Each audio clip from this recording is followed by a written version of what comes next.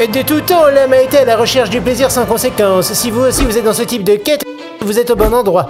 Si vous regardez cette vidéo, c'est que vos parents ne connaissaient probablement pas toutes les techniques de la contraception.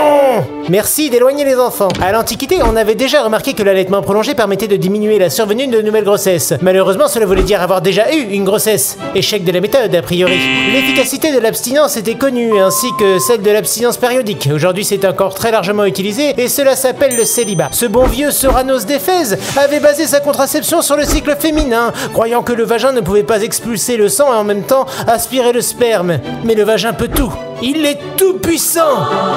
Pour les amateurs de cuisine, en Égypte, des documents écrits ou recettes remontant à 3000 avant Jésus-Christ mentionnent l'utilisation de suppositoires vaginaux faits à base de pâtes de levain et d'excréments séchés de crocodile. Big up, Gordon. Je vais pas te laisser servir cette saloperie ce soir.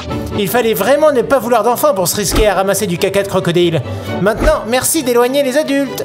Les techniques de coït interrompu avant l'éjaculation, de coït anal ou buccal, étaient connues en Asie vers 4000 avant Jésus-Christ. Lorsque l'éjaculation avait déjà eu lieu, on essayait de se débarrasser du sperme par des douches vaginales composées d'huile, de vinaigre et de citron. On a également retrouvé des recettes mentionnant de la lin, de la ciguë, du thé vert, des racines de framboisier, de la poudre de plomb, du bicarbonate de soude, de l'acide, de la strychnine ou de l'alcool. Sauter sur les talons ou courir dans les escaliers était aussi recommandé. Pour les fans de Charmed, il y avait des amulettes et des incantations magiques pour éviter une grossesse. La contraception masculine existait déjà et c'était pas stylé du tout. Tout ça d'une vulgarité, ma chérie. Les hommes portaient des amulettes faites d'une dent d'enfant, d'une bille de marbre, d'un morceau de foie de chat ou d'une matrice de lion. Les premières traces de préservatifs remontent à l'Égypte ancienne, sous forme de sachets de lin. Les Chinois et les Japonais le fabriquaient en cuir ou en écaille de tortue, pour une texture nervurée.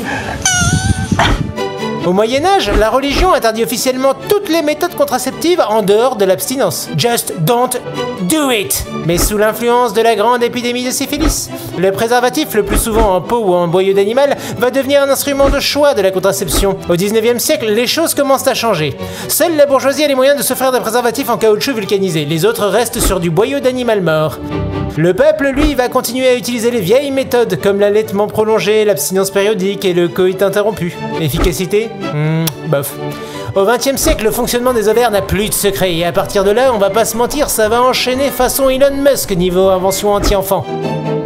La pilule contraceptive, le premier stérilet, les spermicides, des implants hormonaux, les anneaux vaginaux, les préservatifs féminins, des patchs. Et coming soon, des sprays nasaux contraceptifs et des vaccins contraceptifs pour les hommes. Super, à bientôt!